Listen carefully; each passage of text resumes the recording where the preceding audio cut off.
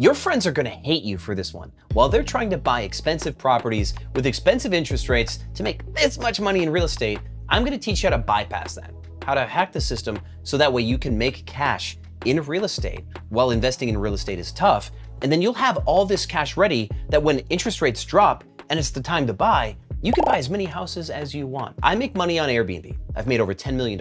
And what I'm about to teach you, my students have made over $1 billion doing this. And don't worry, there's a lot of money in this space. Airbnb's paid out like over $22 billion or something just last year alone. There's a lot of money to be made here. And even crazier than this idea is the fact that I could not have done it unless I went homeless. Kind of an odd story. In 2008, I moved to Houston for a job in sales, selling newspaper subscriptions of all things. I had dropped out of music school, 2.12 GPA in high school, abusive parents, alcoholic mother, stuff like that. Wasn't really a good look for me until then. And 2008 really wasn't that much better. I thought I was on top of the world selling newspaper subscriptions, making 6 figures by the way, but I took a job into sales management that got me into Houston.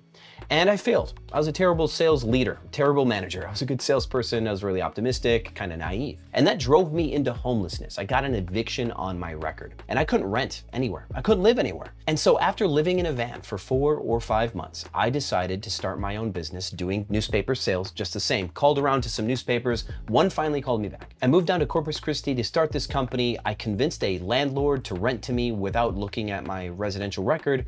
And then from there, I started building this business. But by the time it grew enough for it to matter, I was in LA. But fast forward almost a year, I'm in LA trying to build a newspaper team in Ventura County. I apply for an apartment and I can't get approved. They're like, sorry. But then they said to me, well, you're a business trying to rent for your employees here. Why don't you just rent through your LLC? We can approve that. It won't look at the eviction on your record. I'm like, holy cow. I didn't even start an LLC yet. I was doing everything through my social. So I went online, started an LLC, got my EIN number, and 2 days later, I reapplied to this little apartment in Ventura County, Thousand Oaks to be specific, and I got approved to live through an LLC. And that's where it all began. For the next 3 or 4 years, I'm renting through an LLC for me to live. It becomes so easy that I'm still doing this to this day. This property is one of my Airbnbs rented through my LLC. The one 3 doors down, the same. My personal residences and all of the hundreds of properties that I've ever picked up, I've now rented through LLCs because until 2014 or 15, I had an eviction on my record. And it was in 2015 that I started doing Airbnb, by accident also, by the way, because I was renting apartments and putting salespeople in them. I was recruiting people from like Wisconsin and then LA to come to Houston, which was where I was living at the time, to work on a newspaper team. And I was renting apartments through my LLC so I could rent multiple, there was no issues.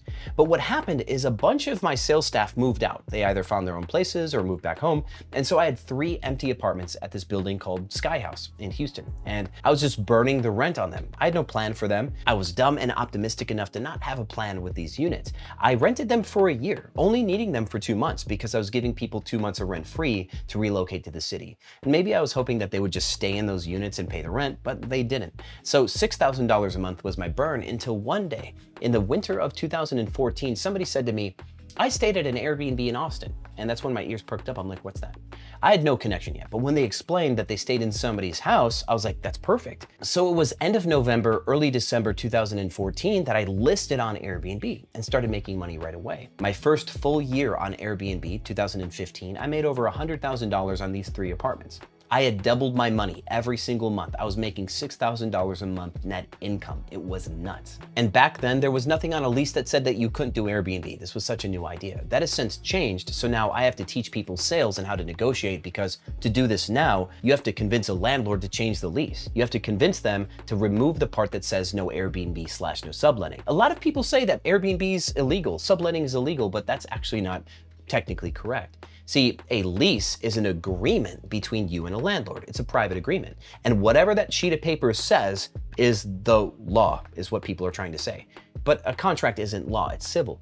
And you can get a landlord to scratch everything out. If he wanted $3,000 a month in rent, he wanted there to be quiet hours, he wanted you to do all of your own repairs, he wanted you to mow the lawn, no subletting, no Airbnb. Every single thing on a lease, you can negotiate to take away. And so now in 2024, I'm teaching my students to get 2 months of rent for free on the front end, to not pay a security deposit, to allow an LLC to hold the lease, to allow Airbnb, to not do background checks on the occupants, all sorts of stuff.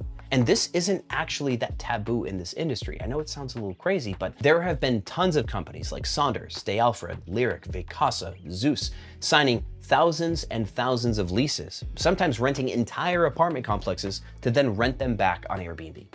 This has made a lot of money at times, and this has been hard at times.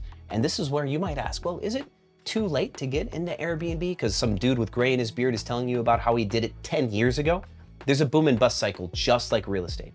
Just like your friends who are trying to buy property, but now's not the best time because properties are high because inflation got out of control and then interest rates got jacked up. Right now is not a good time to buy a house, objectively, right? Well, Airbnb can be the same way. After COVID-19, it was super easy to make money. About 4 years ago. Everybody was revenge traveling, so just people were paying hand over fist to stay in Airbnbs because there was also this proximity scare that staying in a hotel could mean that you would get sick with COVID.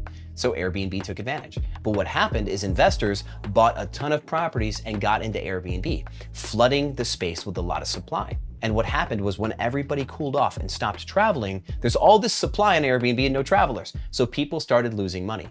And a lot of people thought that was the coolest thing because a lot of people are angry at landlords for gobbling up a bunch of real estate. And I'll tell you, the ones that got their butt kicked are the landlords. The people who wanted to passively invest in properties and didn't really understand the industry and did not want to provide a service, they got killed. Because the truth is, to succeed on Airbnb, you have to provide a service. You have people who are going to stay in a place that you curate, that you furnish, that you design, you take the photos of, and then when they leave, you scrub the toilet. That is the truth.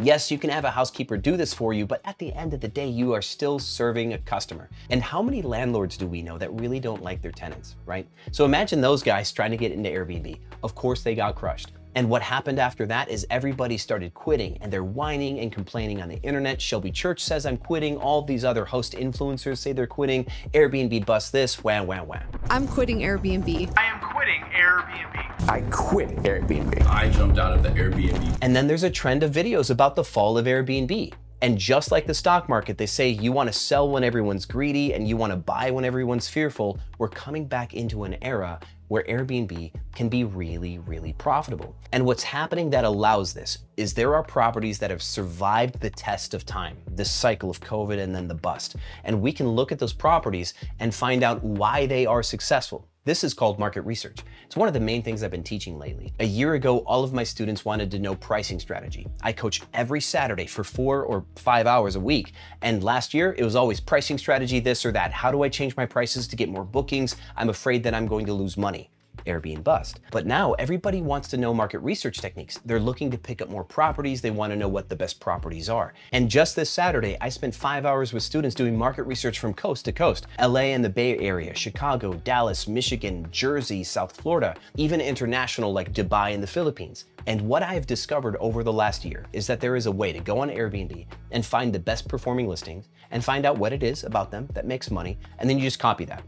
I know I'm giving you what sounds like unethical advice, which is to steal from the best, but I want to give you a cool hack. Let's imagine that there's a restaurant, super famous Michelin star restaurant, sells out a year in advance. Every table is booked.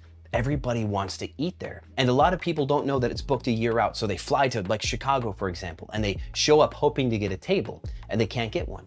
And since that one is completely booked, there's no new business that they can get. But you could start a restaurant right across the street, headhunt the chefs from there, take them over and make a very near identical menu. And you could advertise that we have chefs from this other restaurant that work here. So if you can't get a table there, come here for the next best thing. And it wouldn't be unethical to say that you're the next best thing to this restaurant that's always booked. You're not technically stealing their business, they're already booked out a year in advance. Once those tables are full, there's nothing else they can do. You're taking advantage of the excess demand for a property that everybody wants to stay in. And just like that, on Airbnb, they got a calendar for one place. And as soon as it's booked on a Friday and Saturday, they don't show up in search anymore. So for the 4th of July or Christmas or Easter or all of the summer or all of the winter if it's a ski town, once that property is booked, they're out of the running. And they probably got booked so far in advance because they're one of the best listings on Airbnb that there are absolutely months that other customers would have booked that one too. So now imagine if you are a near duplicate of that one property that's booked a year out. you've got all of these customers that would book you too. The fact that you found another listing that's always booked is proof that you could make another one. You might be able to make 2 or 3 replicas of this one best in show listing. And I have taught my students how to identify what is making money and what just looks fancy. And I can teach you how to do this too. If you want to get into Airbnb, whether you want to rent or buy or do a revenue share, which is another cool thing, I can teach you exactly what properties to pick up, where to pick them up, how many to pick up that is safe, how to run them to keep your costs low and your margins high. I can teach you how to beat all of the hosts that currently exist. And the reason why this matters is because industries change. Hosts that made money 5 years ago have gone out of business. I've been doing this for over 8 years and I'm still in the game. And I've seen a lot of other hosts go out of business. Even massive companies like Stay Alfred that had 2,400 doors and had raised hundreds of millions of dollars, they went out of business. And my techniques are so effective that there are coaches on Instagram that are copying me by accident because I've burned my knowledge so deep into their brain that they cannot help but to parrot exactly what I say. And you're gonna see that at the very end of this video, which is right now. If you wanna learn more, click this video that's gonna come up right here because it's a playlist, like a free course on how to Airbnb, everything that I can teach you for free. And if you need more coaching or you wanna go fast, just DM me on Instagram and you can talk to my team about joining my program. Thank you so much for watching this video, my friends. And as always, I will see you on the other side. Click this link, watch the training while you still can, and I'll see you on the other side. Don't miss out. This free training is not going to be here forever. Click the link. I'll see you on the other side.